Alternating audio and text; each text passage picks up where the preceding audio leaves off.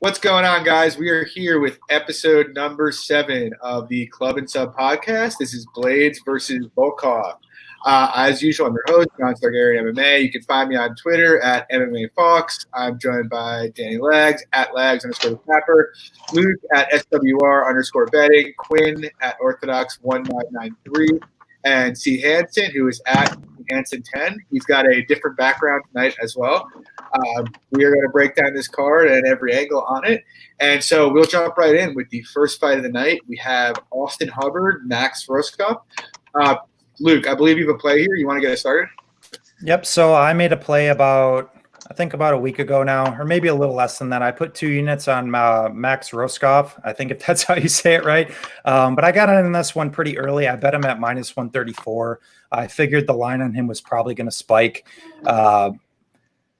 I mean, I'm always hesitant to bet these younger guys, especially, 5-0, unproven, making their debut on short notice. So just in general, there's obviously a lot of red flags there, but more so in terms of this bet, it's just more so of a fade on Austin Hubbard for me. I know if we're going to dig into the grappling, I know he's faced world-class guys in Davi Hamosh, ADCC champion, Marco Madsen, Olympic Greco-Roman wrestling, I believe he's won medals in that as well. But ultimately, my point is that, Hubbard is just a guy who has consistently struggled in the grappling. And also in terms of his hands, he's just a guy who doesn't let his hands go. And someone I kind of describe as a guy who gets into kind of like a sparring-like flow. No pun intended with the name. But yeah, like he just takes too long to get into these fights. And I mean, we even saw it in the third round of that Madsen fight where he kind of started to let his hands go. I actually broke the jaw of Marco Madsen in that fight as well. But then again,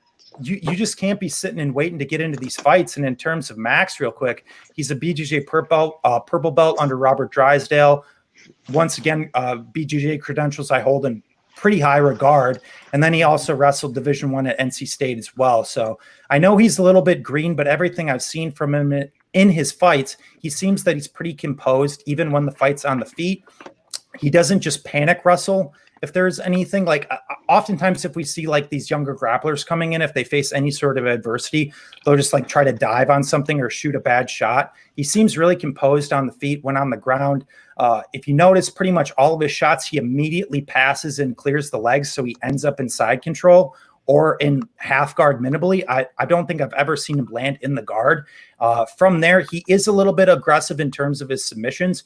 But one thing I will note, because he does have that wrestling background as well, even if he does give up position for submission at times, he automatically goes back to the wrestling. Whereas some BJJ guys you'll see, they'll start playing BJJ and they'll just flop to their back and, they might get controlled for the next 2 to 3 minutes. So ultimately, I think I'm getting a really good number here on the newcomer. I don't think Austin Hubbard is UFC caliber, at least as of right now. I think this will be his 4th UFC fight. Usually I think they sign these guys to 4 fights in general. So I think this is probably the last fight on his contract. I think he gets his walking papers here. Send him back to the regional scene. Maybe he makes some improvements. Hope he makes a comeback or something. But I think this is a spot for the newcomer to shine. Quinn, how about you? Yeah, I completely agree with everything Luke said. I haven't been impressed with Hubbard in his UFC run at all. I mean, he's extremely low volume on the feet. Like Luke said, he just doesn't let his hands go ever, and he hasn't really improved on that in his 3 UFC fights. He hosts a 45% takedown defense, which really isn't that great. And from what I've seen from Max, he's a solid wrestler. His BJJ credentials are very good. I mean, he goes for some submissions that you really just don't see. And I think like with Madsen, he didn't have the submission ability to get Hubbard out of there. I really think Max is going to be able to put that stamp on it. And it also we kind of touched on this in the group chat. It kind of looked like when Ramos was fighting him, he wasn't trying to go for subs. He was more trying to control him on the mat. I think Max is going to go for those subs, and I think he's going to sink one in. So no play for me. I really don't think it's a good idea to be betting a 5-0 debuting fighter at -185. So as of right now, I think at whatever plus money Hubbard is, the value is probably on him. But I have no interest in betting this fight. But I think Max gets the submission in the second round. Yeah, don't disagree. See, any opinion from you here? I'm not going to play anything on this, but I saw someone, I don't know what I was listening to, maybe a podcast or something today, that Hubbard's like plus 400 by decision. I think that's a pretty viable, like his path to victory is probably tied to a decision, although Max on the feet, I don't know, kind of suspect. Definitely not like running to lay, minus 180 on him, especially because there's some unknowns, I guess, about his injury and whatnot. Even his wrestling credentials, I think I've seen someone kind of talk about that. So I'm going to pass. Yeah, Jalen, first of all, we will discuss Emmett tonight, but we are going to get to that when we get to that point in the card a little later on. Yeah, I did see that post a couple weeks ago, and like Roscoff is like classically a guy that I'm looking to fade. Like just basically coming in off the regional scene with 5 fights, mostly against cans and stepping in for his first UFC fight. That said, I think what you said, Luke, is pretty spot on. Like I played Selecki originally, and I am still like I do like Selecki, to be clear, but like I'm still very unsure about how good his wrestling is. And I played him purely because Hubbard gives his back in the clinch all the time, and he defends takedowns with guillotines. Like those guys, like, it doesn't matter if it's Marco Madsen or if it's Davi Ramos. Like if you shoot even some adequate takedown offense who's not even above average, you defend takedowns like that, you're going to end up on the ground. And so, like, I don't think – look, I have questions about Max. I think his striking has looked green. Like, that's the best thing I'll say. Like, I'm not going to say he's a bad striker because obviously the kid's young. His strikings look green. His submission game is good, but, the submission over position thing concerns me a bit. The only good thing I can say really about Hubbard is that he's tough. He's got grit. He's tough, but he's really a point fighter who's low volume, and like those things don't usually work out that way. So it's like if it gets near plus 200, I might get tempted just to like take a stab and see what Max's cardio is like, since he's never gone. I don't think he's gone past like 2 minutes in round 2 yet. But yeah, like I like the line you got him at, Luke. I just don't see it here for Hubbard. I don't think he has the tools. A lot of legs. What do you have? Yeah, I'm kind of the same as Quinn right now. I was interested in playing it, Max, but not the line where it's sitting right now, like minus 185. I know FanDuel's sitting at a plus 210 sub by sub, so I think that's interesting. But yeah, I mean, I don't really have much else to touch on other than what you guys said. I mean, I think that Max is going to dominate in the wrestling, and I think that his path to victory here is a sub, and I think Austin is easily going to give it up. Yeah, no. I mean, I don't really think Austin has much of a chance to win the decision, just because I think Max is just going to be so dominant in the early rounds that there's not going to be much of him left to fight back. Yeah, I mean that's a good point because even maybe, but if it goes to a decision, it might just mean that Max has had no success. Right. Wrestling. You're right. Yeah, but then he might, if he doesn't have any success wrestling, I'm kind of inclined to think he's going to get finished. Like I really have. Right. Yeah. Like if he's going to stay on the feet way too long, I think. Yeah. So it's a pass for me. Yeah, it's a classic pass fight for me. We move on to the Happy Warrior, Roxanne Modafferi, against Lauren Murphy. I'm not sure if she has a nickname, but so Lucky Murphy. Yeah, Lucky Murphy, is that what it is? Lauren Lucky Murphy. Yep. Really creative there. Lags, do you have any opinion on this fight? Yeah. So I actually I played the over 2.5 in a parlay. So I put 2 units on the over 2.5 at minus 290.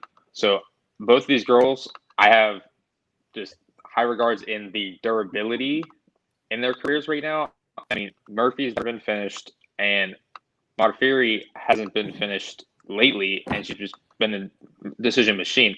I mean, and honestly, I lean Modafferi if it goes to a decision, but I think only if she's able to implement the takedowns. Yeah. So, I mean, I've seen pictures. She looks a lot bigger. She looks like she's on the juice, maybe, but She looks ripped. She looks huge. She looks huge. I mean, this is the first time she's ever been this big in her career. So I definitely think that the takedowns are there for her, but if she isn't able to land those takedowns, that she's going to lose the decision to Murphy. So I think that either way you score it, I think it's going over 2.5. So I could see that. Luke, do you have a strong opinion here? Yeah, no strong opinion, really. I've kind of went back and forth on this fight. I actually ended up siding with Murphy just from a picking perspective. I'm definitely passing on this fight overall, but I've always largely been very low on Lauren Murphy. I put a massive bet on Andrea Lee in their last fight. Don't get me started on that, as that put me in a pretty decent hole this year after the judging debacle that was UFC 247. But nonetheless, I think, she was a girl who was at the MMA lab for quite a few years. She recently left, and it seems like she's at least in a really good headspace right now. I think, as to Lags' point in terms of how she looks, she's touched on she's got a new nutritionist, new strength and conditioning coach. And I think she has looked better, at least in terms of her recent fights. So as you touched on, I mean, if Roxanne doesn't really land takedowns here and get solid top time, I really struggle with her being able to get this done on the cards. But the thing with Roxy is she's just so persistent with it. Like I don't think her takedown accuracy is necessarily great, but she's, like I said, she's persistent with them. Right. And we've seen Lauren Murphy get like stuck against the fence, like against Nico Montano and whatnot. But I think at space in terms of striking, I think this is probably Lauren Murphy all day. I think from a betting perspective, if you got in on this one a little bit early, like Lauren Murphy at like plus 130, plus 125, I think that was probably the play on this fight. But where current odds sit, I think it's right probably where it should be, with maybe a slight lean to Roxy, because she's probably going to be the pressure fighter, the one going forward here. And as I touched on, Murphy does get stuck on the fence at times. So no play for me, but I'm siding with the dog Murphy. See, how about you? Yeah, nothing here. Lags, I like the over that you talked about. Both are pretty durable. But yeah, I have negative interest in this. Although, did you guys see that tweet that one, I don't know, the guy who always talks about Philip, about these two looking like the Waffle House servers? There's like a picture. No, I didn't see it. That's funny. I'll have to retweet it. Quinn, how about you? Any opinion here? This fight sucks. I mean, Murphy shouldn't even be here. That decision win over Andrea Lee was a complete joke. Pretty sure I had Andrea Lee in like multiple parlays, so I was pretty salty about that. If Roxy can get the takedowns, I mean, she's gonna cruise here. I really don't rate Lauren Murphy's grappling very high, although she did defend all 3 takedowns versus Lee. So if you're a Murphy backer, that is good to see, but both girls are pretty low volume on the feet. I mean, slight edge to Murphy on the feet. So if she can defend the takedowns, Murphy will definitely win the fight. But I got to go with Roxy here. She looked huge in her Twitter pictures. She's coming up with momentum. I always like to bet the fighter with the grappling edge. But this is a complete pass for me. I'll probably go pour my next beer during this fight. So. Yeah, I had actually wanted to play Murphy. I was hoping it would like move. Like I saw a bunch of people talk about how they liked Roxy. So in my head, I'm like, okay, this might move to like plus 140, plus 150. And now it's sitting at like 105. And like, I just don't see the value there, to be honest. I kind of think there's a good deal of recency bias like with Roxy here. Like I went back and rewatched the Barber fight, and like Barber had claimed her ACL torn in round 1. And like, there's actually a moment where it seems like she like stiffens up and like makes a face, and like I wouldn't be surprised if that was the case. And so like she only actually lands 1 takedown in that fight. Second round, Barber's knee collapses on a jab. Third round, her knee collapses in the clinch. So it's like, okay, maybe she hasn't improved wrestling that much. And then like you see the Antonina fight, and you saw what just happened with Katlyn Chikagian. Like I'm just not inclined to believe that Roxy's wrestling has really improved like at all here. Like her best takedown is really a trip against the cage, and I just don't like. She could land them. Like I could see her landing like 1 or 2 takedowns in this fight, but I don't think that's a guarantee. Like I think there's as good a chance of her landing 0 as there is 2. And if she lands, I mean, she's going to get pieced up at range. So it's like I actually kind of favor Murphy here, like ever so slightly. But like there's just not enough value at the current line. So yeah, like my pick's Murphy. Lags, did you go on this already? Yeah. Oh yeah, sorry. My mistake. You're good. We move on to my main event of the evening. We have Frank Camacho and Matt Steamroller Forbola. I've actually had Matt Forbola's family and friends like coming after like me on Twitter. Just like every time I tweeted anything about it, they're like commenting. It's been really. I haven't seen any of this. It's been really weird. He's been talking to Quinn. It's been kind of funny. Like these guys are just like searching his name on Twitter. It's some strange stuff. He didn't like what I had to say. Let's just say that. But anyway, I actually have a really strong lean to Camacho here. I have 3 units on him at combined, or I guess the average would be about minus 105. Basically, my thinking is, I just think Camacho is kind of better everywhere here. Like he gets hit a lot, but like so does Forbola. Like every time you see Forbola exchange in the pocket, he gets tagged like hard, like doesn't move his head. And at least like Frank throws like crisp combinations and throws them with power.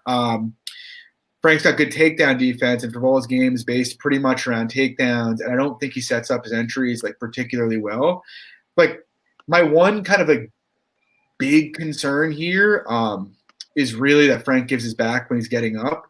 But like we saw Forbola on Turner's back, and like he doesn't put I don't think he's big enough to put a body triangle in, and his back control didn't seem great. And so Camacho's like a brown belt. It's like I could see Forbola subbing him, but I do think Camacho can kind of most likely will be able to fight out of it.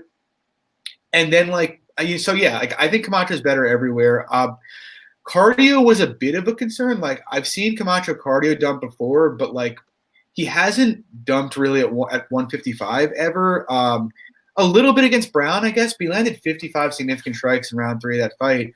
And he actually, and he landed 50 against Dober in round 3 at 170 when he was gassed. So it's like, even if Camacho is totally gassed out and he gets into a swinging contest here, if he lands 50 strikes, like that's almost as many as like Forbola's landed in his whole career. And like on the other side, like I think Forbola's cardio is a bit overrated, to be honest. He comes out really aggressive the first 3 minutes of every fight and then slows. Like he never full out cardio dumps the way Camacho does, for sure. But like the one time he's fought at a relatively high clip with Lando, he looked pretty dire in round 3. So I'm just like, I guess Forbola could take rounds off him late, but I'm inclined to think, if he does end up fighting this pace at Camacho's pace, he's just as likely to gas. And if it does turn into a swinging match, I favor Frank pretty significantly in that. So, like I said, I'm a little worried about the Forbola submission. I think that's live. I might actually hedge that. I think it's plus 950 on FanDuel right now. But, I like Frank a lot here. Lags, how about you? So just started off, I have no play here, but I'm leaning the under 2.5. I just haven't pulled the trigger on it.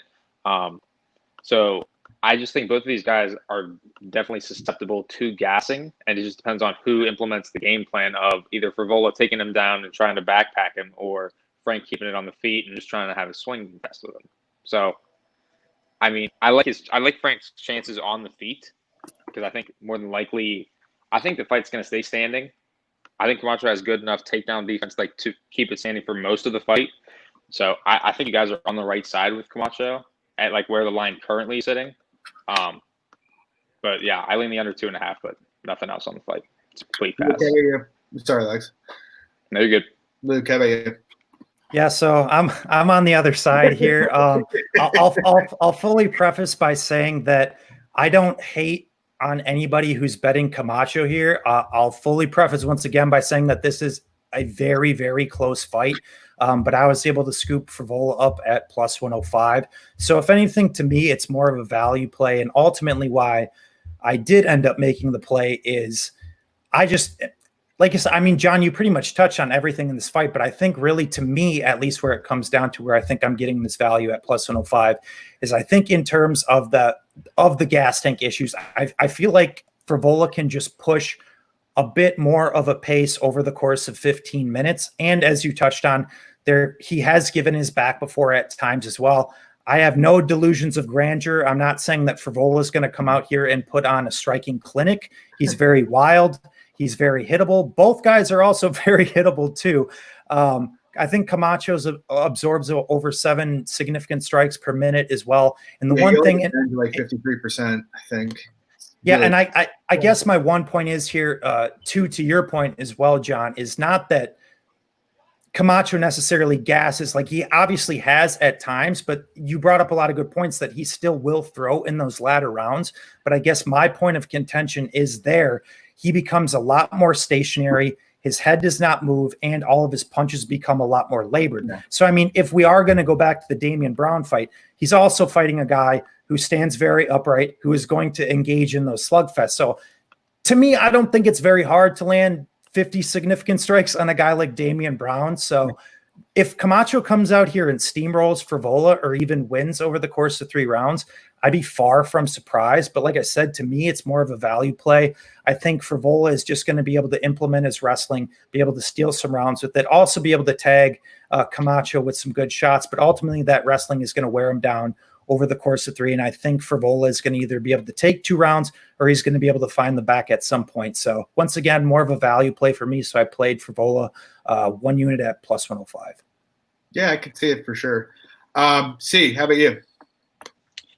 Yeah, I played the crank at evens. Yeah, I just think, to like have Forbola as a favorite, where he's at, like, doesn't really make much sense to me. Like, I don't really feel like you could be getting that much value out of him. I mean, basically, you're depending on the guy to really just be active wrestling and have control time. But, I mean, I think Frank has good enough takedown defense to keep this standing. And really, when it's standing, I personally, I don't think that it's, going to be too close, at least on the feet. I mean, Frank's going to, double him up on volume in the clinch. I mean, fucking Forbola needs to avoid that like the plague.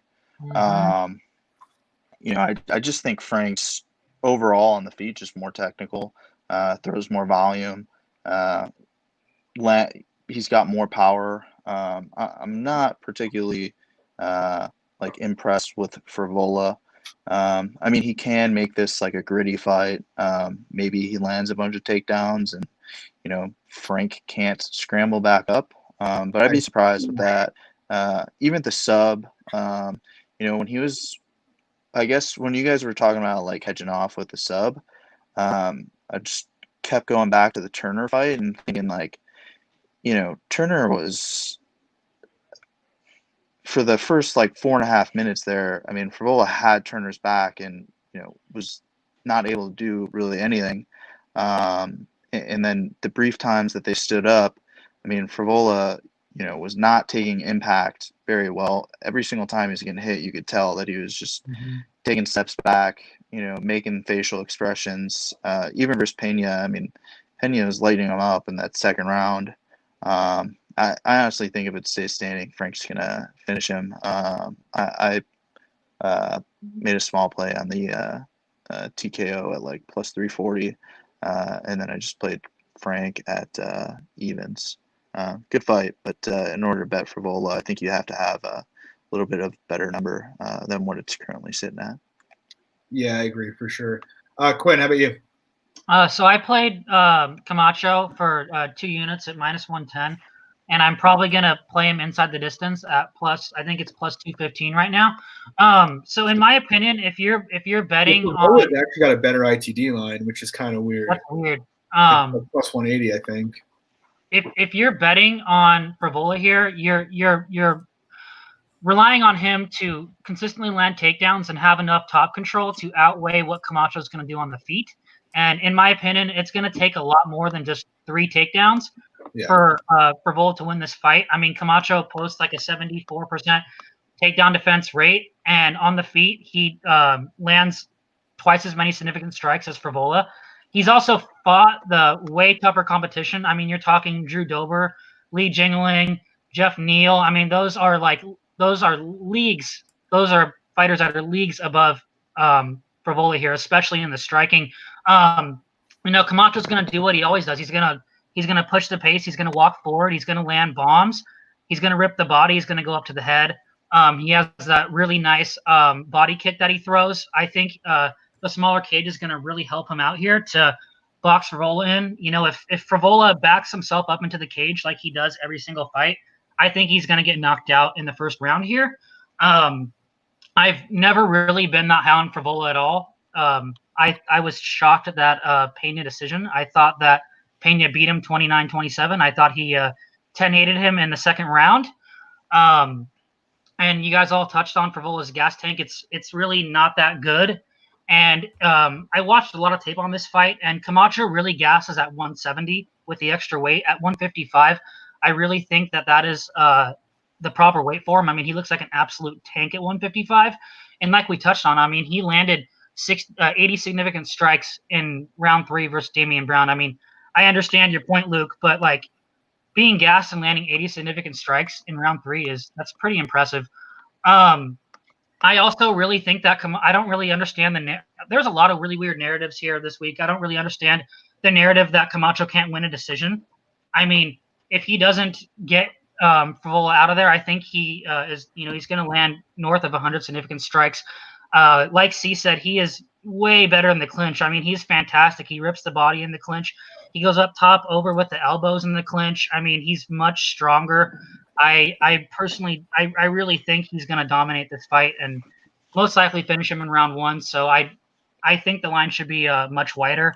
I think we're getting quite a bit of value here on Camacho. And I'm totally willing to eat my words with MMA Twitter if I am wrong. So I really hope that that my read here is correct. Quinn down the gauntlet today. Yeah, I'm going with Frank the Tank, babies. Frank the Tank, KO round 1. Yeah, agreed, Guga. That was the best version of Camacho we've ever seen. Camacho against Hine. Just to touch on that fight real quick, though. Hine just stood behind the black line and did absolutely nothing in that fight, and just let Camacho walk him down and throw strikes. So, yeah, there's just my two cents on that fight. But anyway, we're gonna move on to Courtney Casey, Jillian Robertson, and Lex. I believe you have a play here, correct? Yeah. So I have a unit on Jillian Robertson at minus 120, which I'm actually surprised to see that it's come down a little bit. A decent amount of money is actually coming in on Casey, which I'm kind of surprised to see, considering that, in my opinion, her only path to victory would be a guard sub, considering how poor her takedown defense is, hovering 39%. So I think Jillian's just going to be able to take her down at will, and I think she's going to be able to ground and pound her, honestly. But I mean, I just don't rate Courtney that high at all. I mean, none of her opponents that she's beaten are UFC caliber. I mean, you go back to the beginning. Christina Stanchu, 0-2 in the UFC. She got cut. She subbed Randa Marcos. Randa Marcos is 10-8 in the UFC. She probably should be cut. She has a decision over Jessica Aguilar, 1-4 in the UFC. Yeah. Probably cut. So, I mean, I just don't rate Courtney that high in this spot. And that if you're betting on her, I think you're betting on her getting a sub. So I definitely like the value of minus 120, and I'm shocked to see that it's going down. Yeah, I can understand that. Luke, what's your feeling here? This is another one I've kind of went back and forth on a little bit. I think Lags does make a lot of good points. Assuming Jillian Robertson is able to get these takedowns, obviously, given the history of Courtney Casey, I think that's a fair assumption that she should be able to get takedowns here. But if Courtney Casey is able to at least stuff some early takedowns, I think Courtney Casey isn't some world-class boxer, but I think the levels in terms of striking here are pretty different. I think Courtney Casey probably pieces her up on the feet, to be honest. But to your point, I think this fight will largely take place on the ground. But also to Courtney Casey's defense real quick, if you look at a lot of Jillian Robertson, what she's been able to do is she's largely been able to just slice through girls' guards when she's on top. I don't think she's necessarily going to have that kind of success here on top in terms of like potentially finishing or gaining a submission. I think more so the path for Jillian to win here, I'm also picking her to win, I think is her just winning via top time here. But I also think it's one of these fights that I think people might be giving a little bit too much credit to Jillian Robertson. No offense, Lags, just my take. You're good. No, you're good. Just one of the glaring things I saw on tape in terms of Jillian Robertson is that she really relies on her single leg in terms of takedowns. And we saw specifically in the Mara Buena Silva fight and the Veronica Macedo fight, where she overly committed to those single legs. And because of it, she was too off balance, and all the opponents had to do was flip her around, and they ended up on top of her. So that kind of poses an interesting question to me, is if she overcommits on one of these single legs. And Courtney Casey's a pretty big girl too. Obviously Jillian's pretty strong as well. But my point is that if Jillian overcommits on one of these single legs and Courtney Casey actually reverses and gets on top of Jillian Robertson on one of these failed takedown attempts, I think that just might throw a really interesting wrinkle into this fight that a lot of people might not be considering. But no bet for me. I think the line is kind of right where it should be, with a slight lean to Jillian Robertson. So I'm going with Jillian Robertson over 3 rounds. And I believe, sorry, real quick, Luke, has she's been training with Agapova, hasn't she? Jillian? Lately? Yeah. Oh, she was, but Jillian left ATT earlier this year. So not within like the last 5 or 6 months, but before they were. Gotcha. See, what do you got for us? Oh man, I've kind of been going back and forth with this. Honestly, I was thinking like when I first saw this, I was like, oh man, hopefully the under 2.5 is going to be like 2-1 here, just because they just randomly don't know how to set over unders for women. But it came out at like I think I don't know plus 125 or something. Yeah, Torres so in right now. Yeah, so like pretty reasonable price. Yeah, I mean, I think Robertson, she should be able to land takedowns. And then on top, it's really like, is she going to ride it out, or is she going to just, kind of do what she does and be, pursue subs and look for passes? In that case, like, she generally puts herself in like some dicey situations where like I could see Casey reversing position or just subbing her from the guard. And like on the flip side, like if for some reason Casey comes out here and she's just stuffing takedowns, Jillian Robertson's gonna get just pieced up on the feet.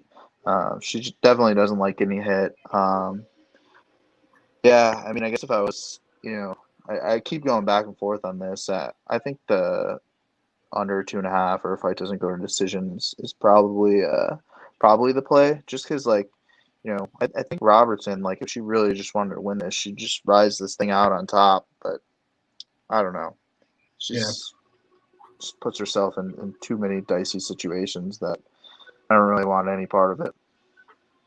Yeah, I agree. Quinn, how about you? I like Robertson here a lot. I played the under 2.5 at plus 119, and I actually did have a play on Robertson, but I took a small loss on it because I got cold feet, which I kind of regret. I'm probably going to actually replay her.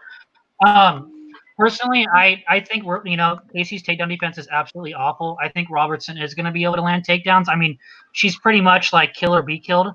That's her style. Like, she's going to go for those takedowns relentlessly. She like C said, she does not like to be hit. Ever since The Ultimate Fighter, I've been watching her ever since then, and she's never been comfortable on the feet, but her ground game has definitely evolved. I mean, when she first came into the UFC, she was pretty much looking for submissions, and that was it. Now she's actually implementing a ground and pound game, which I really, really like to see. And I do think Casey is live for a guard sub here. She has a very tricky guard, and she's a pretty high-level brown belt. But she does open her guard up a lot, I noticed when I was watching tape, and that is perfect opportunity for Jillian to pass. And that's Jillian's ground game, is she's all about passing. So I do think she's going to be able to pass here. And I do think, and I agree with Lags, I think she's going to be able to get into a good position to ground and pound Casey out here. I don't know, even if it stays standing, I do think she's going to get worked on the feet, but I don't know if Casey has the pop to actually put her out. And she's pretty low volume in general too. Yeah. So I personally do really like the under here. I like that I got plus money on it. So I think it finishes at a pretty high clip under here. So the play for me is under 2.5. I think Robertson ground and pounds are out. Probably round 2, I would say. Yeah, my feeling on it is pretty similar to C. Like when this line came out, I thought I was going to smash Robertson, to be honest with you. And like if I knew for a fact she was going to just kind of ride her out on top and look to control position, then I would hammer here. But she does get like overzealous passing sometimes. And like Luke, to your point, Casey does have a strong guard. I wish she actually would look to get up once in a while, but she does have a strong guard and attack from there. So I think Casey's going to make her work on the ground. I'm not saying Robertson's got bad cardio per se. Don't think there's a lot of evidence for that. But I think she has good cardio, actually. I mean, if you look back at her fights, I'm more usually still like she doesn't slow down. Honestly, but how much resistance have we really seen her get from the top? Like if Casey's attacking submissions here or is able to reverse position, she's probably going to make her have to work a little bit more than she's had to in the past. So I do have some concerns, like not that she'll gas, but that maybe the takedowns will stop coming as much later in the fight. And like to your point, Quinn, like she doesn't like getting hit. And if the fight does play out of range for like any length of time, my inclination is that Casey's going to probably piece her up on the feet, like while it's there. But like, yeah, it's almost impossible for me to back Casey when I know she's going to be on the ground and Jillian's going to have the majority of dominant position here. So it's like, I think Jillian's going to win. I don't like how aggressive she gets sometimes when she has a very, very easy path to victory by basically just moving a half guard and like holding her there. And maybe she'll do that, and that would be a great sign. But I don't know. It's a pass for me as of now. If Casey moves to favorite money, I'll probably play Robertson as a dog. But I just don't see a good enough angle here for me. Yeah, I think what's interesting though, I was looking at some props on FanDuel before this, and Robertson by KO is plus 1,400.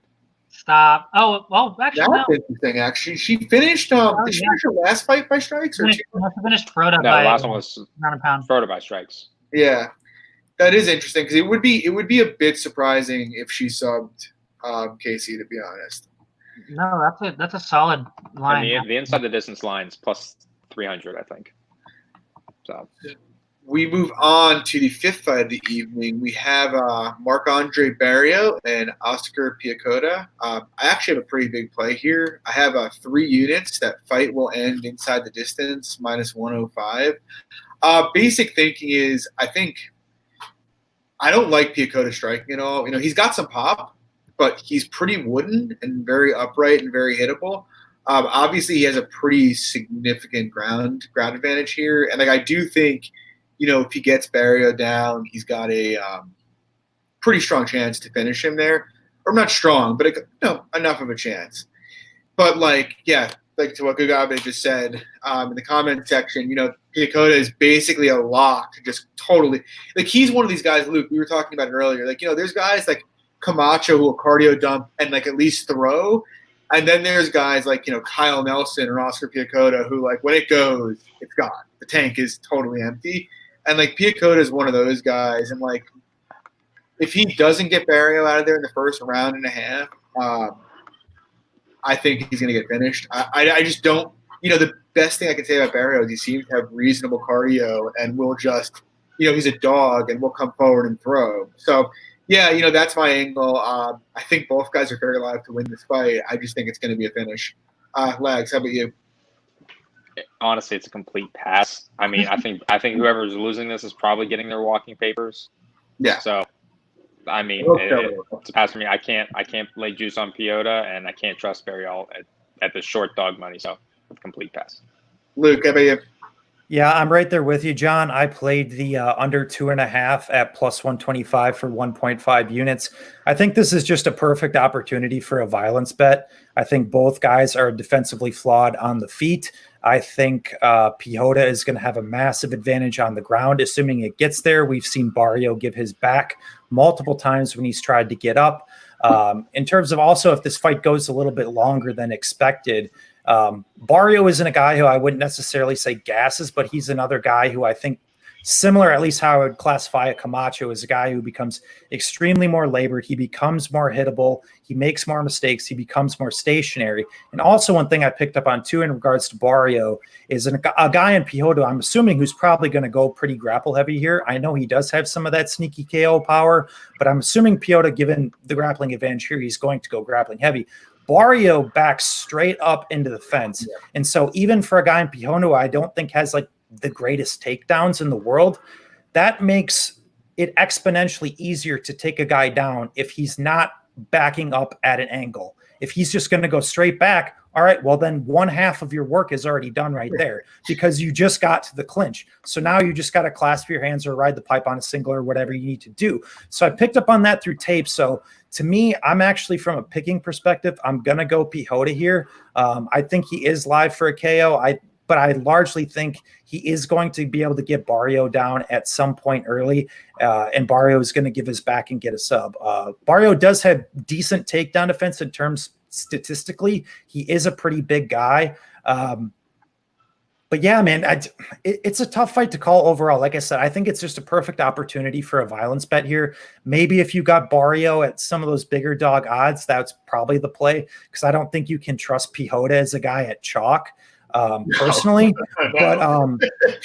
But yeah, so that was my play, man. I think 1.5 units on the under 2.5 at plus 125. I think to me that's probably my most confident play on the card. Yeah, I'd be pretty surprised if this gets to a decision, to be honest with you. See, how about you? I haven't even looked into this fight, so pass. Quinn, any opinion here? I mean, it's probably the shittiest fight on the card. I take back the Roxy versus Murphy fight. This is the shittiest fight on the card. Yeah, but this one might finish at least. We might get a finish here, though. Barrio. I know everyone thinks that. I hope for you guys. Barrio's really tough, though. I mean, he, like they all said, he's never been finished. He defended 6 takedowns against Sanchez, who was a fantastic wrestler, and he defended 6 takedowns against Jocko. And both of those guys are way better grapplers than Picota. I mean, at least wrestle-wise. Yeah, but Sanchez is also like a fantastic gasser too. Like he got a lot of his takedowns in the first. I mean, yeah, but his gas tank hasn't looked bad his last couple of fights. So yeah, I just don't know if however you say his name, Picota, is going to be able to actually take him down here. So it's just going to be a slugfest. And I know Barrio hits pretty fucking hard. So I'm going to go with him, but yeah, I have absolutely zero interest in this fight, like none. So, yeah. All right, so we move on to Tecia Torres fighting to keep her job in the UFC in all likelihood against Brianna the Bull Van Buren. Luke, you actually turned me on to this fight a couple weeks ago. You want to start here? Yeah, so I got in this one pretty early. I put 2 units on Brianna Van Buren at minus 178. I think really the big thing for me here is, once again, this is another fight on this card where I'm betting on a younger, relatively unproven fighter against, I guess, a more durable vet, I guess you could say. But really the difference for me here is that even in Tecia Torres, who's literally in her last 4 fights, losing to Andrade, Jędrzejczyk, Zhang, Rodriguez, all top 15 girls, in my opinion. So a lot of people are going to, if you're making the case for Torres here, all right, this is a step down. But I guess my point of contention here is Van Buren is the first girl that she's ever going to face who is going to come with a wrestling heavy attack. Like we've seen Andrade take her down. We saw Zhang take her down, but we haven't really seen anybody actually work a control element of wrestling against Tecia Torres, because in Ticia's defense, she's actually only been controlled for, I think, at most 3 minutes is the longest she's ever been controlled. And that was 1 round against Andrade and 1 round against Zhang. But because of Van Buren's grinding wrestling style, I don't think that Tecia is going to be able to have that scrambling ability here. And also, I think we also saw from Van Buren in her most recent fight, I don't think her striking is that bad. Like even if this fight stays standing, I do give the edge to Tecia here, but it's not by like this overtly significant margin. So I think Van Buren can hold her own on the feet. Tecia comes on very strong early, but Tecia Torres has never won a 3rd round in years. she's strong for the first round, and then she's pretty much done in the second and third round. So I think if Van Buren can weather that early storm of Tisha and get her down early, grind on her, wear on her, make her work, I think she can at least steal 2 rounds and hand Tisha Torres her walking papers here. Yeah, I agree with you, Luke. Quinn, do you have a play here? No play. I'm gonna pick Van Buren, but I'm honestly not as high on her as everyone else is. I mean, if she's gonna win this fight, she needs to wrestle, which I think she will. But it seemed like she really liked to strike a lot in her last fight, and she was also taken down 2 times by Souza, who is a really, really small girl at that weight class. So I think Tisha could potentially land takedowns here too. It's going to be really competitive. It's going to be a lot more competitive than people think. I mean, I think Tisha has the striking advantage. She has, for sure, she has the experience edge. Like Luke said, she's fought like the top of the top competition. So I think this is probably the most favorable matchup she's gotten in a while. She's just too green for me. I know a lot of people really, really like her, but I'm not going to be paying minus 210 for her. I'm not going to be throwing her in any parlays. I think this is really going to show us just how good she is. But ultimately, I do think she wins a decision here against Tisha. But it's going to be really, really competitive. And I think if you're backing Tisha, I think you have the value. Like I think at the end of the fight, the value is definitely going to be on Tisha here. So I'm going to go with Van Buren by decision. Definitely no play for me. But I'm excited to see how it plays out. Like I really hope that Van Buren does really well because I think she does have a ton of upside. Like I think she has some of the best wrestling in the division. She trains at a really, really solid gym. I really, really liked the talk between her and her coaches. Like she really listened to everything that they said when she was fighting Souza in between rounds during the fight. I remember they were telling her at one point to back her up against the cage and just start landing on her instead of clinching with her. And she did that and she had a lot of success. But Souza also just stood there and took the punches. She didn't really try to fire back. She didn't really try to do much. And Tisha's going to like clinch up with her and try to make it dirty. So I think this is just going to be the biggest test she's ever faced. So, yeah, I'm going to go with Van Buren, but no play for me. I think I'm just going to wait it out and live bet it. Might be able to get a really good line on Van Buren after round 1, depending on how the first round goes. So that'll be my play here. Steve, how are you? Yeah. I don't know. I kind of like Torres. No, I can hear him. You're good. I can't hear him. I don't blame you for liking Torres at all. Like I kind of go back and forth on this. Like I know BVB, Van Buren's gonna like obviously she has a huge wrestling advantage here. But even on the feet, I think it could be close. Honestly, it's hard to say. Like I don't really know how close it can be.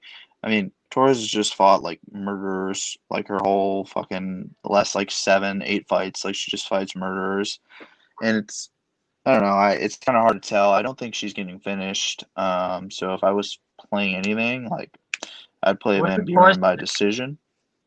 Like I think if you're playing Van Buren, you should probably play her by decision. But it's definitely an interesting fight to just kind of see how it plays out.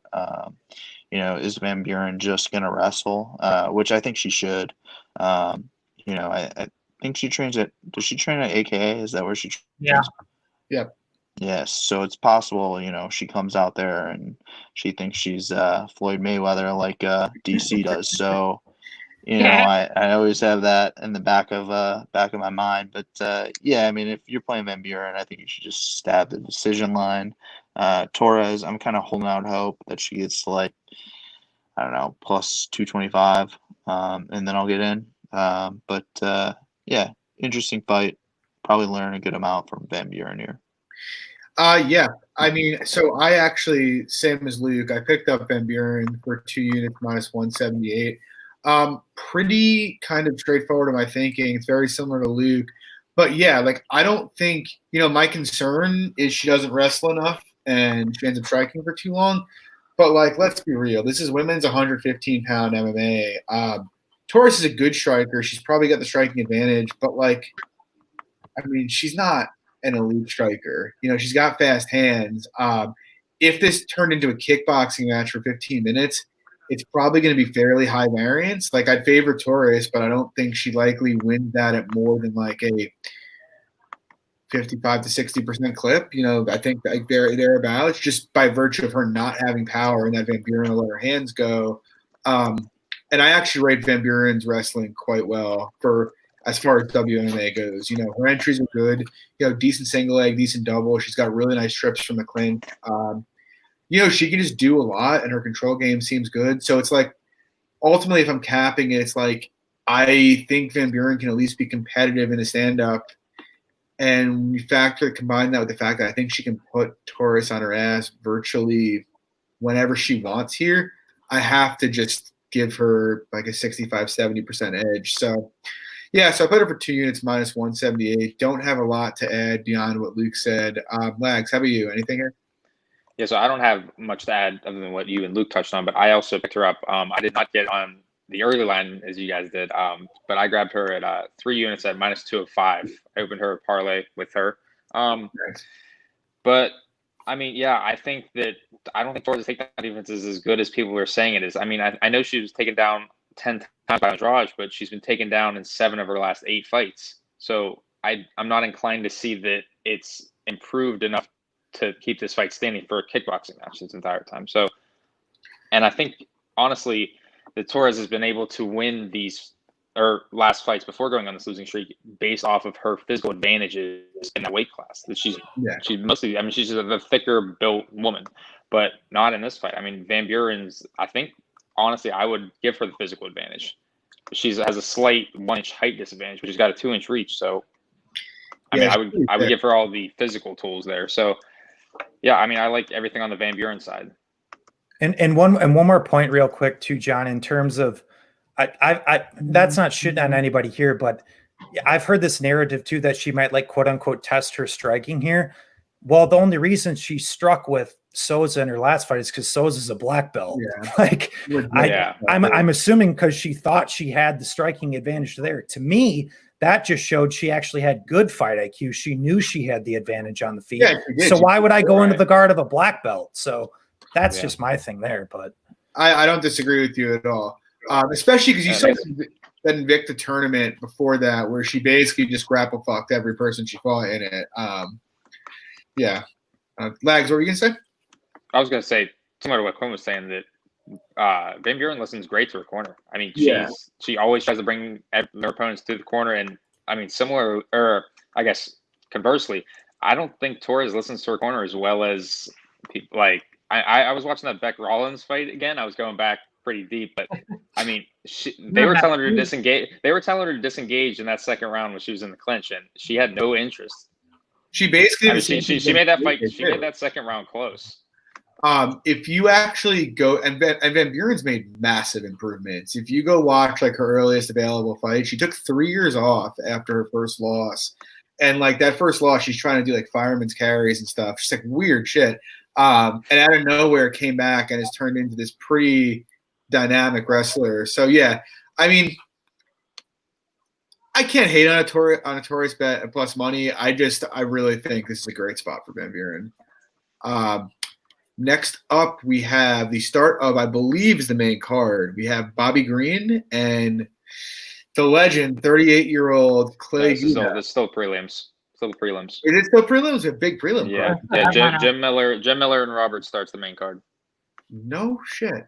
It's much bigger than what we've been seeing. I know. Okay. So I know you have a pretty big opinion here. So we'll start with you. I don't know if you want to do. Yeah, we'll just start with you. Bobby Green, Clay Guida. Yeah, I mean, it's kind of hard to like Clay Guida at this stage of his career. I mean, if you watch the BJ Penn fight, like, how is anyone going to, like, back that guy? I mean, honestly, I just think Bobby Green has pretty much every advantage you can think of here. He's faster. on the feet. On the feet, he's faster, better striking. I mean, Clay Guida is basically just hoping to land a looping hook. Even if Clay gets his wrestling going, I mean, come on. Guy's 38. Bobby Green's very good scrambler, good takedown defense, the better grappler. I don't know. I can't find any way how someone's backing Clay Guida. It doesn't even make sense to me. Like even at this line, like I think Bobby Green really should be like minus 300, but I think, part of the thing with Green is, sometimes he's just, I don't know, low IQ at some points. Plays around. Yeah, but I think Bobby Green makes it quick work here. So the giveaway this week is going to be tied to 2 people, and it'll be another sub prop. Bobby Green gets a sub versus Clay Guida, 500s. All you have to do is retweet the tweet after this to be eligible. Love it. Yeah, I don't have a ton to add to that. I don't really want to play Green at minus 235 on the off chance that Clay Guida does just go out and land 7 or 8 takedowns. But yeah, he was minus 700 against BJ Penn and dropped around to him. BJ Penn's getting knocked out by guys in parking lots in Hawaii. Yeah, dude, it's like what? Not the best look we've ever seen. I've been stung by Bobby Green a few times, to be honest with you. I don't know if you guys have noticed it. He's like a fucking cocky ass. Like this guy, he's playing around. It's like he does a great job parrying punches and moving his head and landing, but he does it like so nonchalantly that I feel like it looks horrible for the judges. Like he consistently outlands his opponents, but consistently drops close decisions because I feel like he just seems half disengaged at times, even while he's fully engaged, because he's just like too cocky. But yeah, Guida's washed. I have no disagreement with you, C. I don't think I can play it, but yeah, Green's my pick as well. Luke, what's your opinion here? Yeah, pretty much with what C touched on. I guess I mean, this is one of those spots where Bobby Green should just roll, but as you guys just all touched on, I think he's one of these guys who's just a drastic underachiever. Yeah. I'd be really curious to see where his career would be. Well, one, the dude's fought just a ridiculous schedule. I think he's like 1-5 or whatever in his last fights, or last 6 or whatever it is. And he's fought some really tough dudes. So I'd be curious to see, one, I guess, if he fought some easier competition, and 2, as to your guys' point, if he kind of like took his career a little bit more seriously. Like you said, he's a guy who's like playing around in there.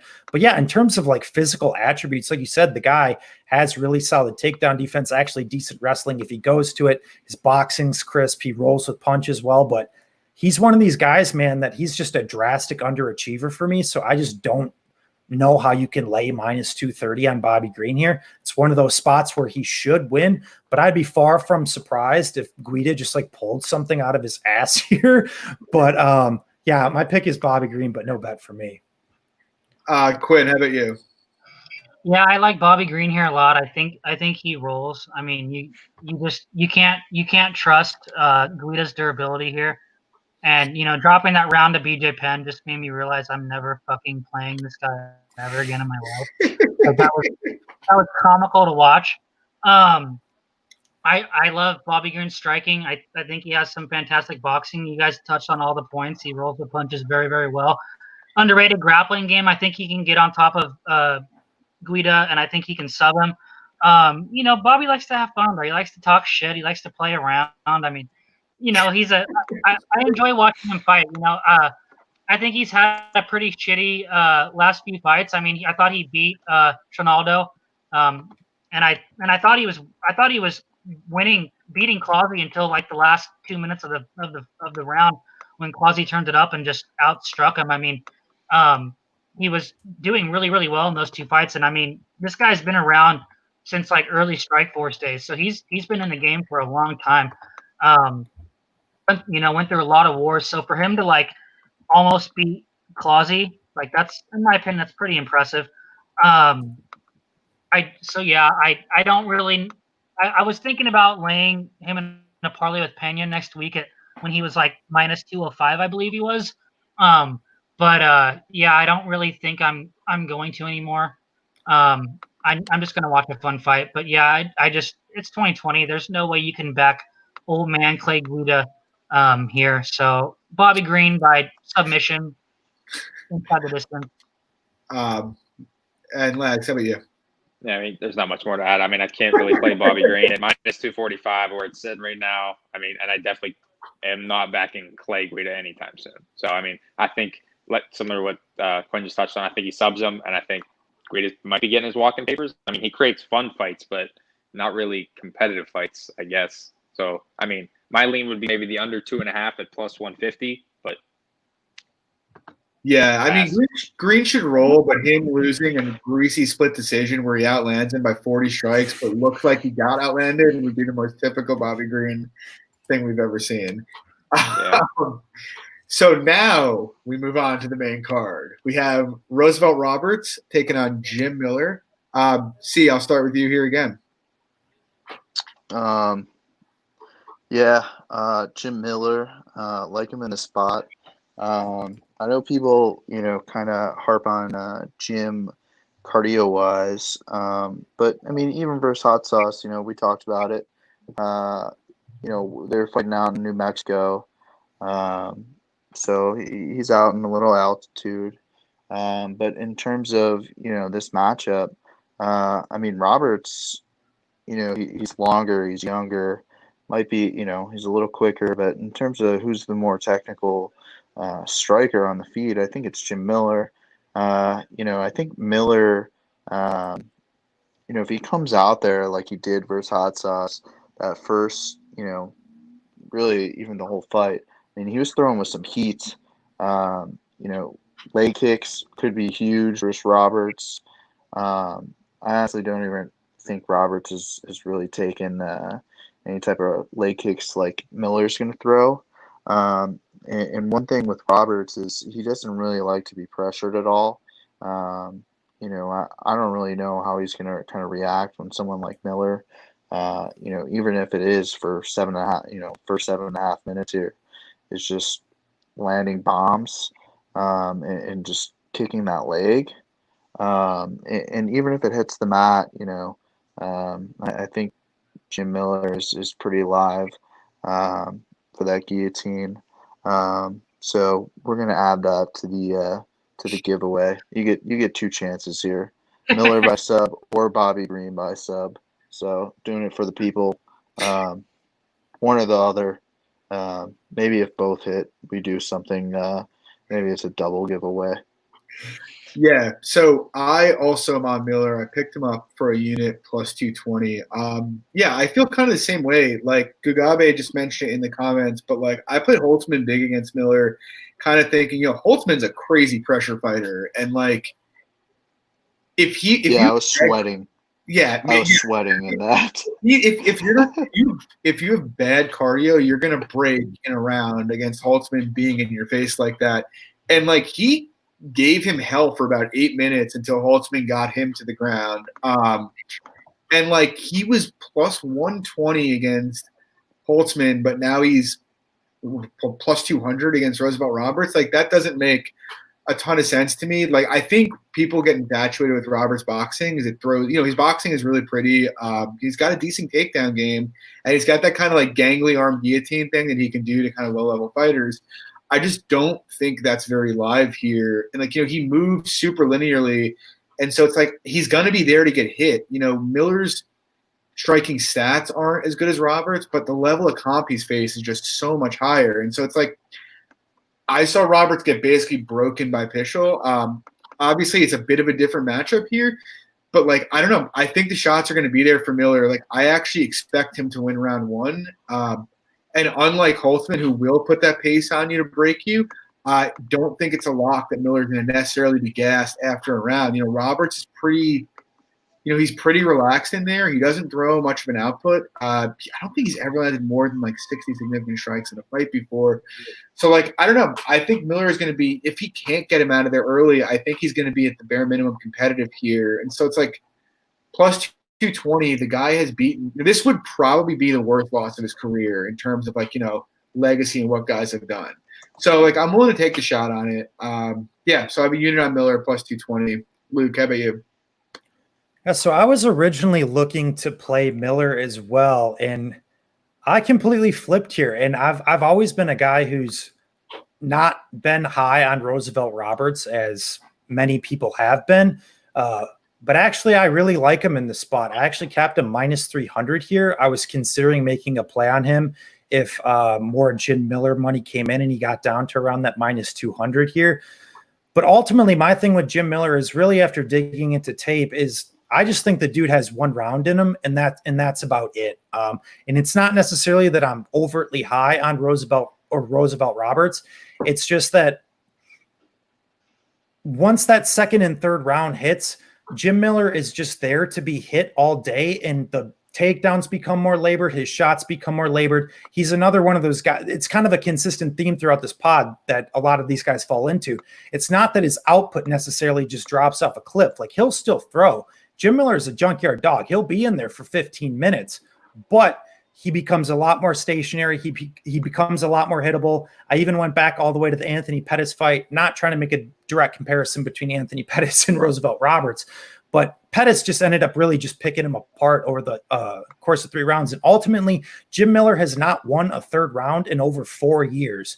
So he's a guy who's been flirting with retirement multiple times. He got a few quick wins. He beat Jason Gonzalez. He beat Clay Guida. I just think this is really just a tailor-made matchup here for Roosevelt Roberts. If he can avoid that early takedown, that early submission, that early finish of Jim Miller, I think Roosevelt Roberts should roll here. But I think a lot more Roberts money has just recently came in. So no play to me or play for me. I think just my take is if you're betting Miller, I think you have to be betting him inside the distance, but that's just my take.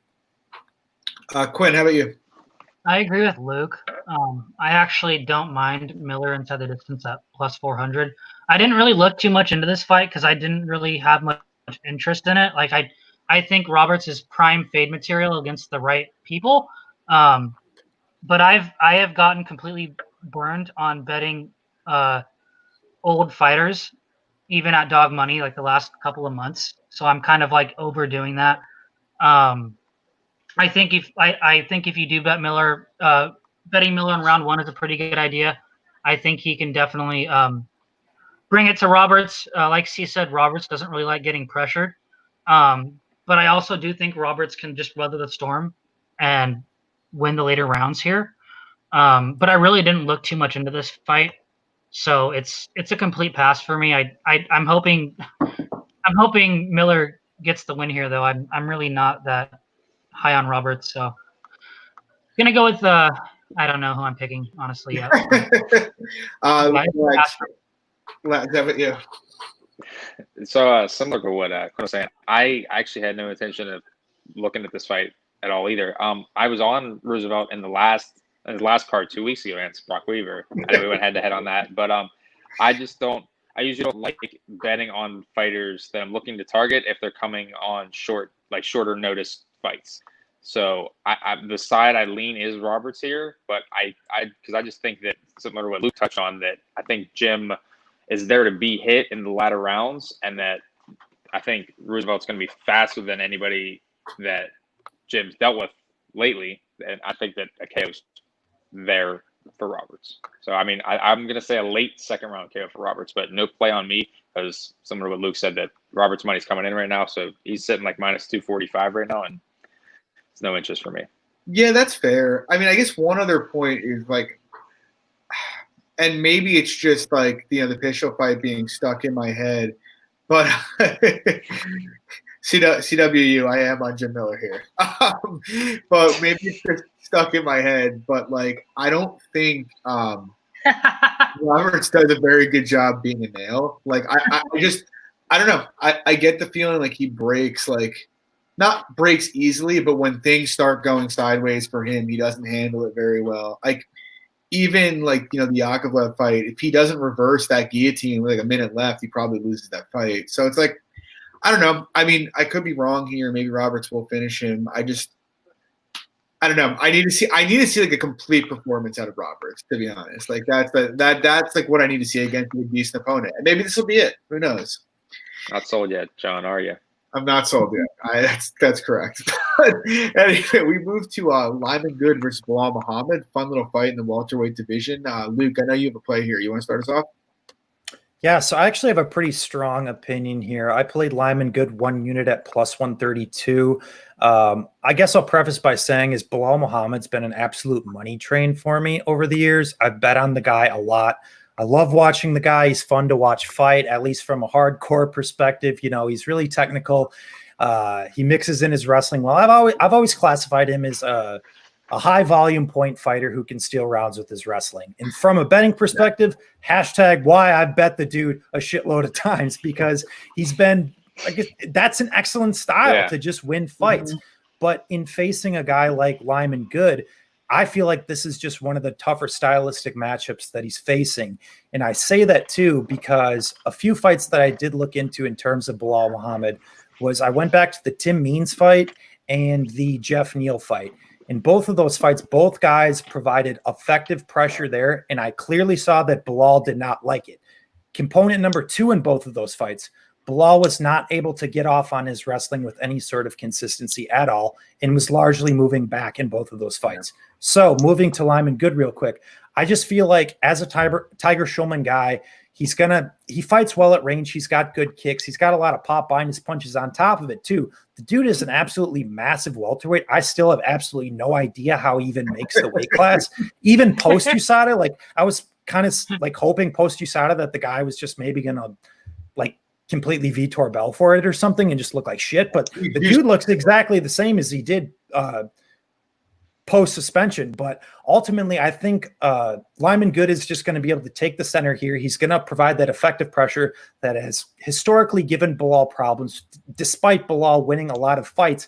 If you actually look at Bilal's record, it's very good, but he's been in a lot of close fights as well and just really edged out a lot of those fights with his wrestling and stealing rounds there. And the guy against Lyman Good, I just don't think he's going to be able to steal rounds there. And I just don't think he's going to be the pressure forward fighter that's going to optically look well in the eyes of the judges. So I think I'm getting an immense amount of value on Lyman Good at plus 132. Yeah, I don't disagree. Quinn, how about you? Anything here? Completely agree with Luke. I actually got in on Good by decision at plus 400. I was really kind of confused with that line. I know Good cracks, but man, Muhammad he's got a chin on him. I mean, he was eating some absolute bombs from Neal. He was eating some heavy shots from Melender, and he seemed to take him pretty well. And I do think that Good can gas towards the later end of the fight, which is like what kind of worries me. But I do think that this is like probably next to Neal, this is the best striker he's faced. I mean, he was eating some pretty heavy jabs from Curtis Melender in the first couple of rounds. And Melender, we all know Melender has absolutely god-awful grappling and takedown defense. And he was actually able to stuff, like, I want to say it was at 4 takedowns in the beginning. Like, Bilal kind of struggled to get him down in the first round and a half there. And Good has, like, way better takedown defense.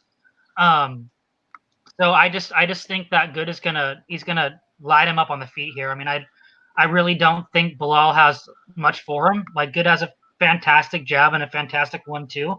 He's going to walk him down and put the pace on him. Bilal has to land takedowns here. He has to land them consistently. He has to control him on the mat. And from what I've seen in the tape with Good's takedown defense, like I just don't know if Bilal's going to be able to do that. I think this is like one of the hardest matchups for him. And at plus 400, Bilal he's a pretty big decision machine. I think we're getting pretty good value there. I also really, I also don't mind taking Good straight at all. But I think this is definitely a good matchup for him, and I really, really hope he wins this fight because I think he has heavy potential in the welterweight division. I mean, he's like John said, he's absolutely huge for the division, and I really think that the size is going to play a pretty big factor here. So I like Good here. Good by decision. Yeah, I agree. Legs, how about you? Yeah, I'm not going to add much more because I know you guys are going to have more you have more touch on this fight than me, but I mean, I like Lyman good in the spot, honestly. I mean, I think that his size and his takedown defense is going to give Bilal problems, and I just don't think that the wrestling game that's been there in the past for Bilal is just going to be there in the spot. So if it's a 15-minute striking contest, I definitely favor Lyman good. So I think you guys are definitely on the right side of value. So yeah, See, how about Lyman you? good by decision. Oh, sorry, Alex. No, you're good. No, you're good. Yeah, I played good at 125 for 2.5 units. Yeah, I just kind of like good in this spot. I mean, Bilal, great guy, good Twitter guy. Great Twitter guy. Not really, all that great of a fighter. I think he's like good, pretty. I think he's just like somewhat average most places. Not like super great anywhere. Smart. He has pretty high fight IQ, but in this spot, watching Jeff Neal just basically for 12 and a half minutes just 1-2 the shit out of Bilal. Literally, that's all he was throwing, and I think he landed at like some ridiculous rate. I don't know. I mean, it seemed like he was landing at like a pretty high clip. Yeah, I mean, Bilal, when he was moving backwards, really didn't have anything, didn't really offer any type of counter game either. So, like, I think Good's going to be, pushing pressure here. I mean, Good's actually, like, has pretty good boxing, sits down on that cross really well. And I just kind of think Bilal is going to kind of get pieced up. Just because, I mean, he doesn't really offer anything moving backwards. Doesn't have anything off his back foot. Doesn't really counter, like I said. If Bilal's going to win this, he's going to have to, wrestle. And Bilal has a decent front kick body work, I guess, at times. But I think he really needs to wrestle here. He does have decent entries. Even versus Jeff Neal, like he had some good entries, just couldn't really get him down. Yeah, I really think this is a good spot for Good. There's some other things with like Bilal that I personally know that I can't really speak on, but yeah, I like Good here. Yeah, I'm not going to add too much more. I'm on Good for a unit plus 132 and then a half unit decision plus 440. Just two things I'll touch on. Number one, Good's like, very few guys in MMA are very good at parrying punches. It's really more of a boxing thing. But his pocket reads and his ability to do it and then counter off the parry are really like second to none. Like, granted, his level of competition hasn't been the best, but you just don't see guys do it at that level in general. And like to C's point, we saw, actually pretty much every time we've seen Bilal face like a legit striker who can like throw shots down the middle, he's taken some damage. The second point is, Bilal, he's like one of those weird guys who's durable but not durable. Like he's got great recoverability, but he's actually been dropped 6 times in his career to date. And so it's like, I think you're going to see him wear the damage here.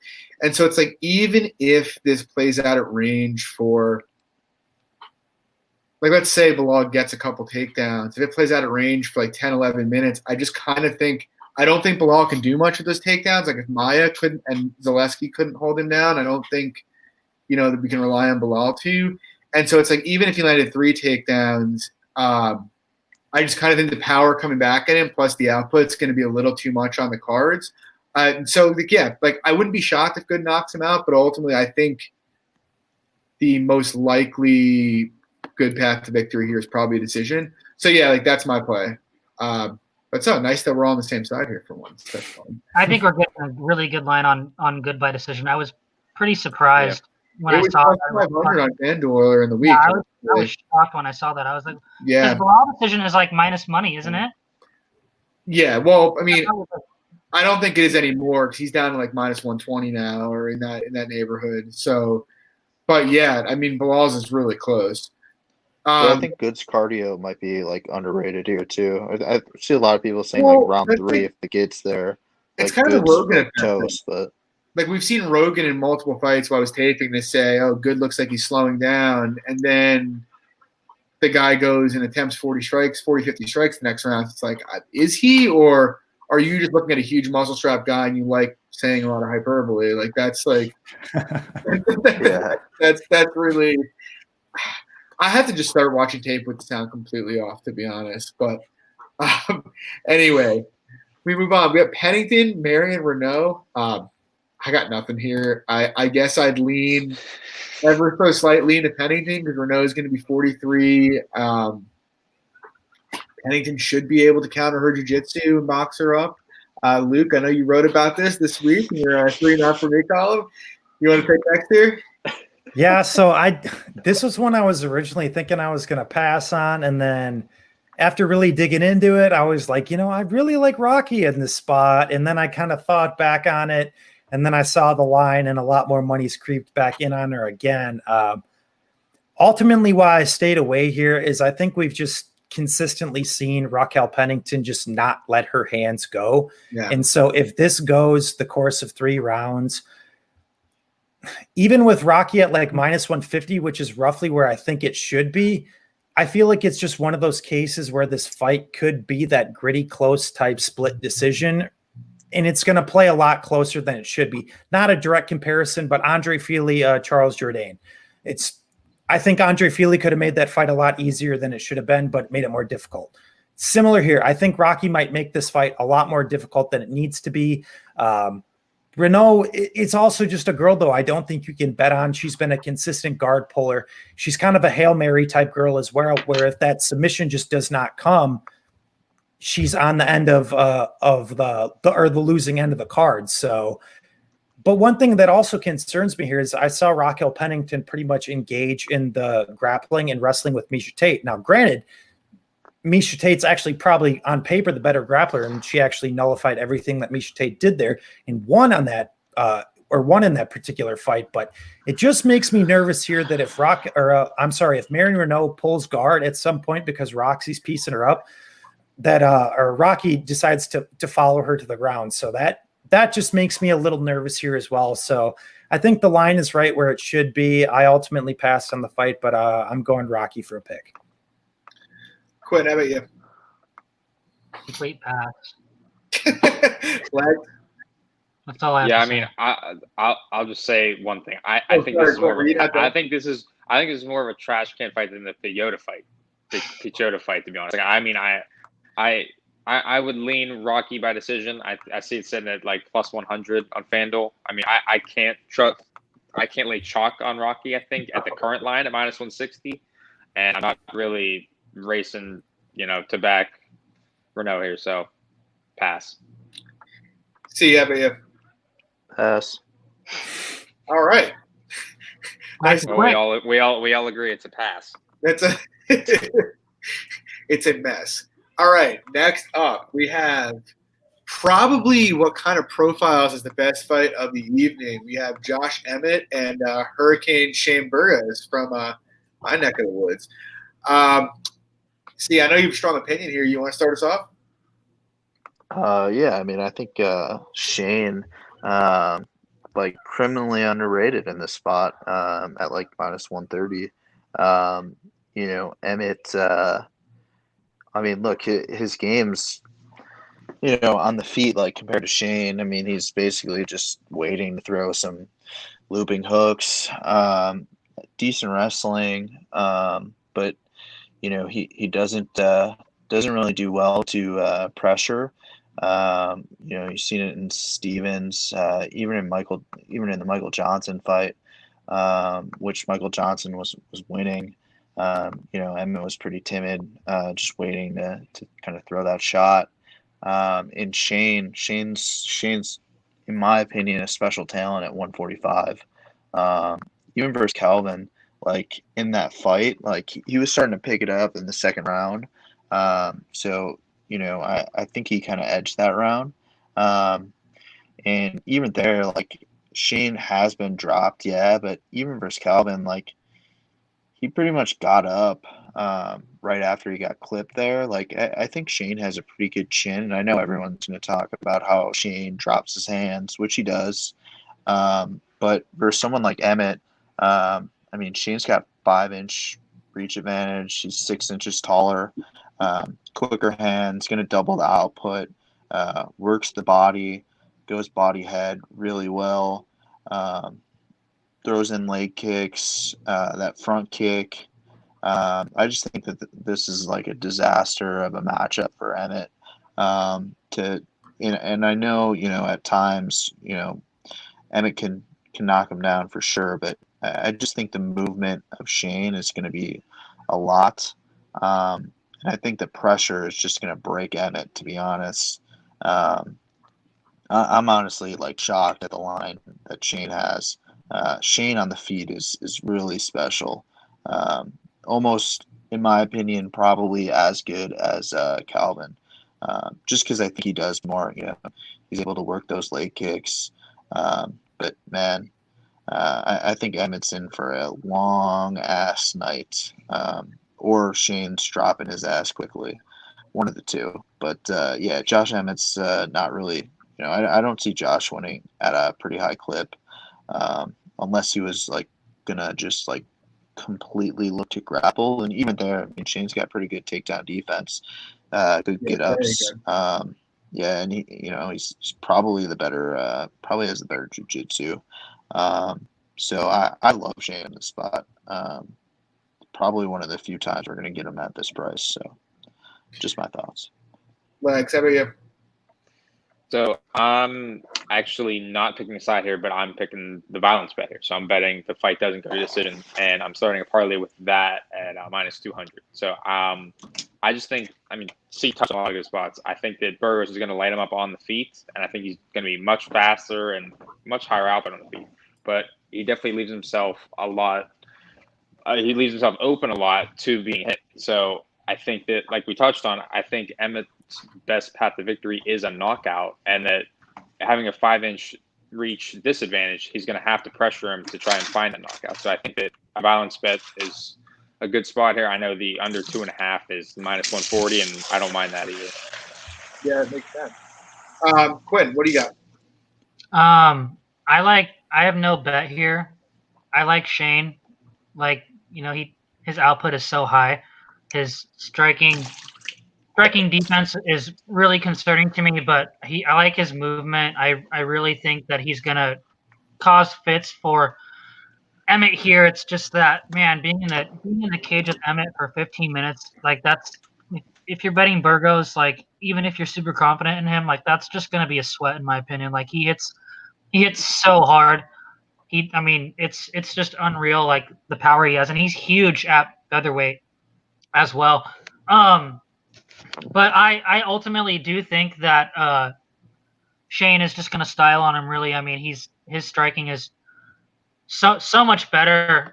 His movement is absolutely fantastic, and he has decent takedown defense. I would give the wrestling and grappling edge to Emmett. But I really don't think that he's going to have much success wrestling here. Plus, he doesn't really even land takedowns at a high clip at all. So yeah, I've got Burgos here. I do like that underplay because I think that I wouldn't be surprised if Burgos just put him out late in the fight, just off of pressure and volume. And Burgos got brutally knocked out. Not Burgos. Emmett got brutally knocked out by Stevens. That was probably one of the worst knockouts I've ever seen. And he was kind of on my fade list for a while just because I didn't know how he was going to come back from that KO. And he did pretty well coming back from that KO. He's done decently, but I just think Shane is going to do too much for him here on the feet. So I'm going to pick Burgos by late finish.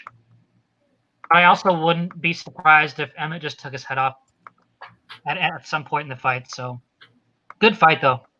Yeah, agreed. Luke, what do you got for us? So no play for me here, but just because it seems like everybody's on the Burgos side, let me make the case here for Josh Emmett. If we're just looking at Shane Burgos, even in that Calvin Kattar fight, I think Calvin Kattar just jabbed him into absolute oblivion in that fight. Now, I'm not saying Shane didn't have success in that fight because he absolutely did, but at the end of the day, I think he lost the striking battle there. Next fight, Kurt Holloway gets dropped by Kurt Holloway.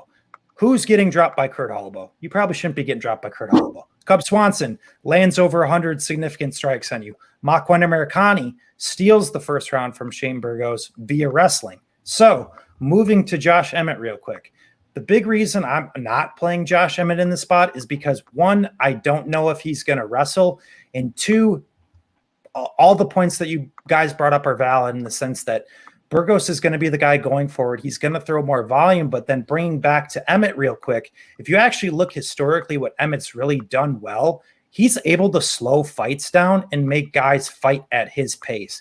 He uses a lot of lateral movement, a lot of footwork. He doesn't overtly engage when he doesn't need to. He's more of a blitz striker. So I'm really curious to see how Shane Burgos deals with the movement patterns of Josh Emmett here, because if you really look at everyone who's fought Shane Burgos, they've largely just stood in front of him the whole time, which is ultimately going to give Shane Burgos the best chance Shane Burgos needs to win, because he's going to land over 7 significant strikes per minute and land at more than a 50% clip. So I think people are just undervaluing Josh Emmett a little bit. And in terms of just the betting window, I believe this is his 6th fight now being the underdog in his 8 UFC fights, and he's now 6-2.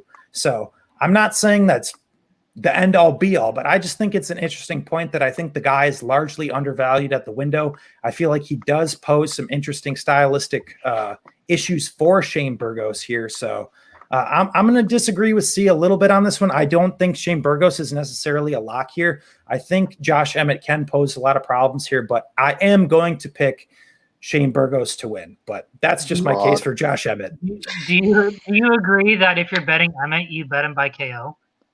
Not necessarily. Not if he mixes in his wrestling. Yeah, but he doesn't wrestle. That's the thing. Like, all right, one quick point on that though. One quick point on that. Largely the reason this is just, I don't have any necessarily inside information about this, but let's look at some of the dudes that Josh Emmett is fighting. Des Green, collegiate wrestler. Ricardo Lamas, collegiate wrestler. Michael Johnson, collegiate wrestler. Mirsad Bektik, solid wrestler. All of those guys, in my opinion, I think at least in Josh Emmett's mind, he probably had more of an advantage on the feet against. Not saying that's right or wrong. I'm just saying that's probably largely the reason why we haven't seen him be as active in terms of the wrestling as he has, because he's faced a lot of wrestlers against him. So he thought he could outstrike those guys. So that's just my strong case for Josh Emmett, though. Yeah, he also fights at Team Alpha Male. So honestly, him taking his best path to win this fight is almost at like reduced odds. So that's a fair point, C. So right, he has a takedown in 5 fights.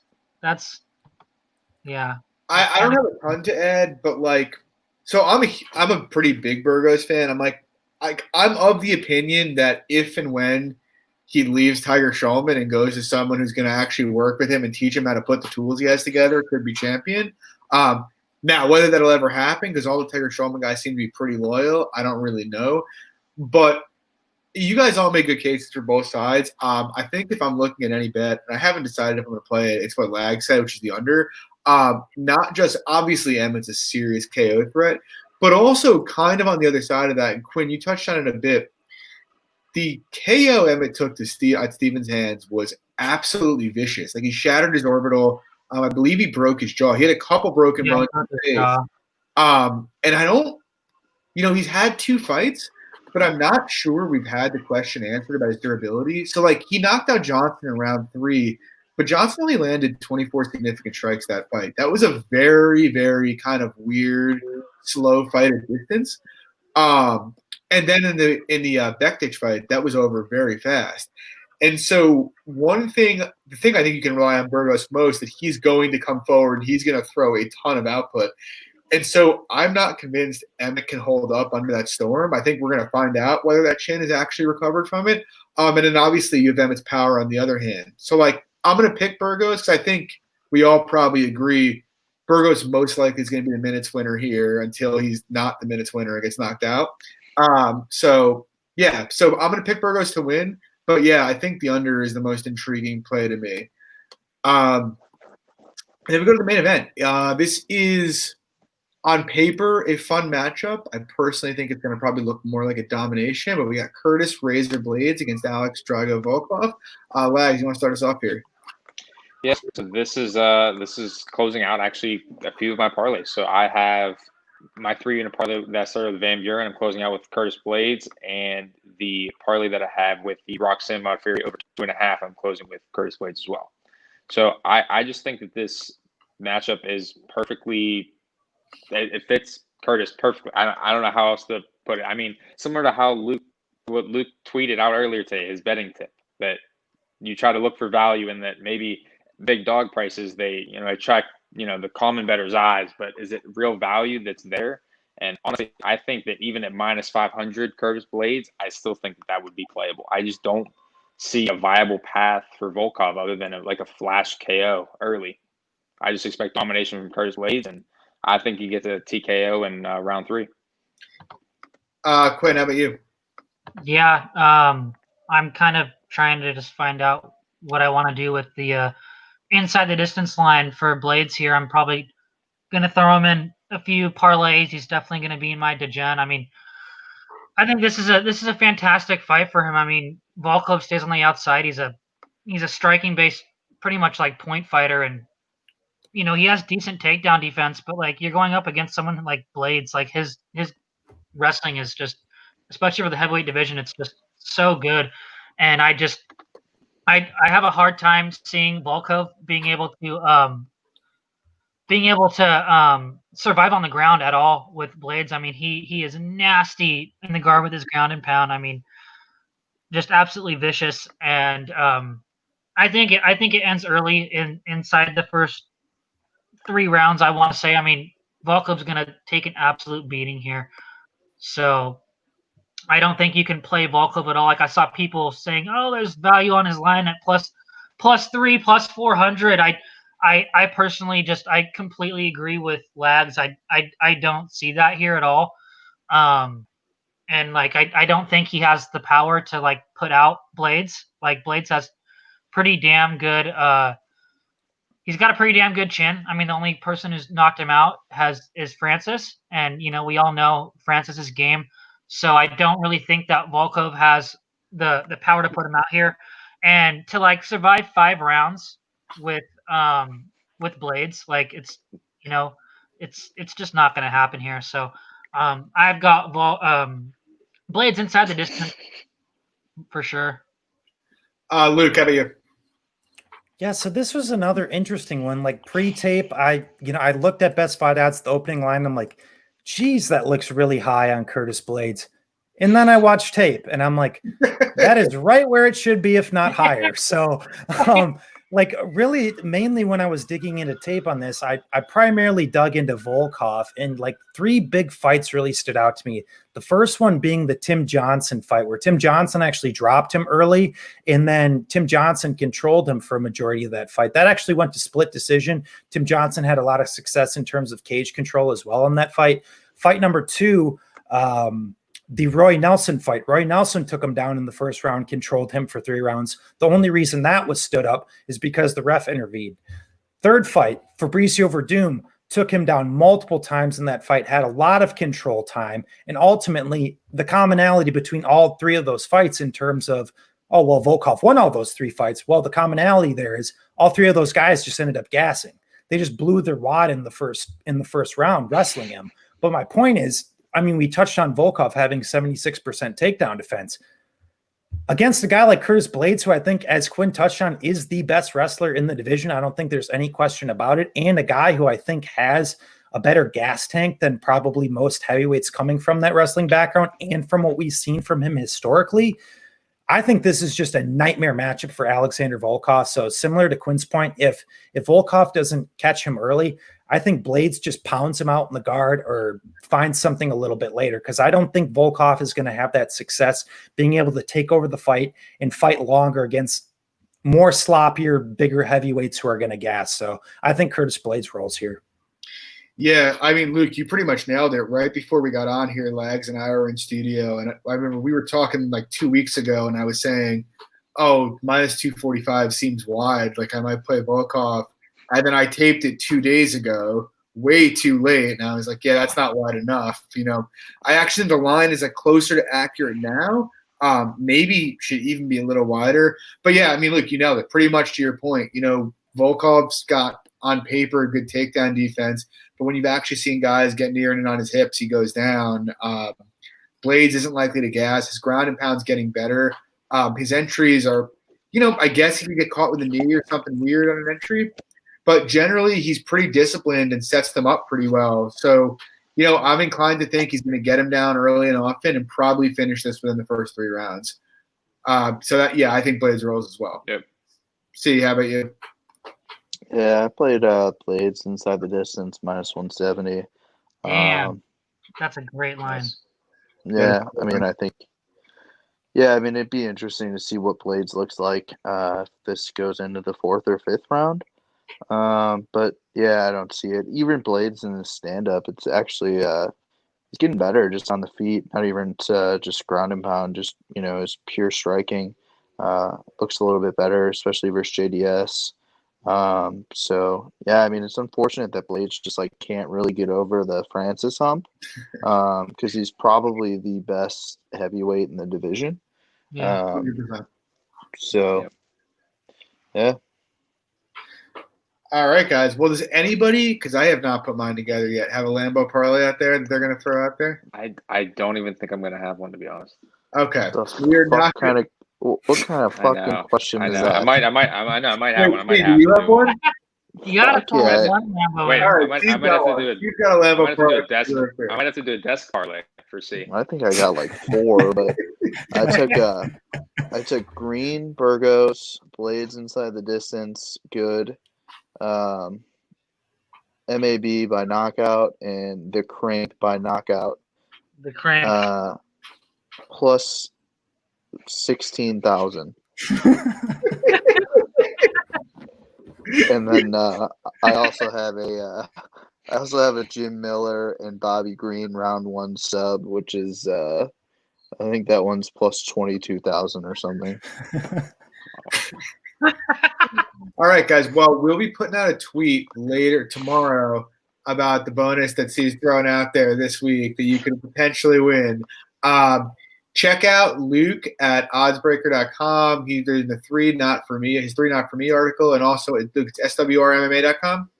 Correct, yes. And Luke's website, swrmma.com, where he just posted his betting predictions for this week's card. I'll also be posting a card breakdown on Friday morning on clubandsub.com. So please check all that out. We'll be back on Monday night. We're going to do a recap of this card, and then back next Wednesday to break down Poirier versus Hooker. So, yeah, follow us all on Twitter, follow the podcast, and pay attention for C's bonus coming up, and maybe we'll hit it this week. Thanks, guys. Appreciate you guys joining us.